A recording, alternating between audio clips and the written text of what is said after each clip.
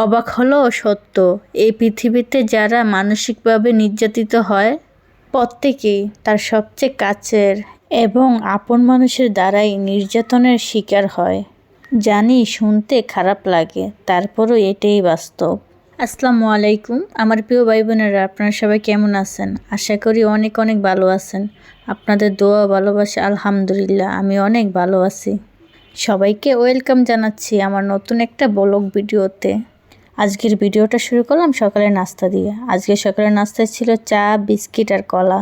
এই ছিল আজকে সকালের নাস্তা, সিম্পলের ভিতরে। তারপরে দুপুরে রান্নার জন্য সব কিছু গুছিয়ে নিলাম।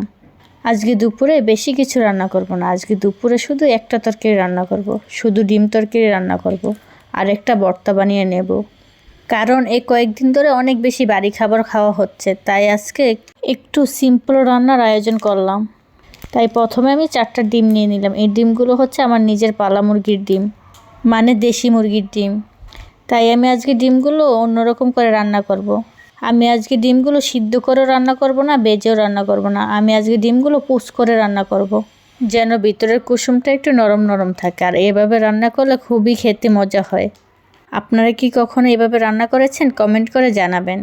যাই হোক, কথা বলতে বলতে কিন্তু আমার ডিমগুলো পুচ করা হয়ে গেছে। তারপরে আমি পেঁয়াজটাও লাল লাল করে নিলাম। এখন আমি মশলাগুলো দিয়ে দিয়েছিলাম।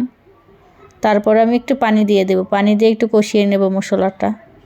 এই তো আমি মশলাটা ভালো করে কষিয়ে নিচ্ছি। মশলাটা কষিয়ে আমি আবার একটু টমেটো দিয়ে দেবো। টমেটো দিয়ে কিন্তু ডিম বোনা করলে খুবই মজা হয়। টমেটো দিয়ে যাই রান্না করি তাই অনেক বেশি মজা হয়।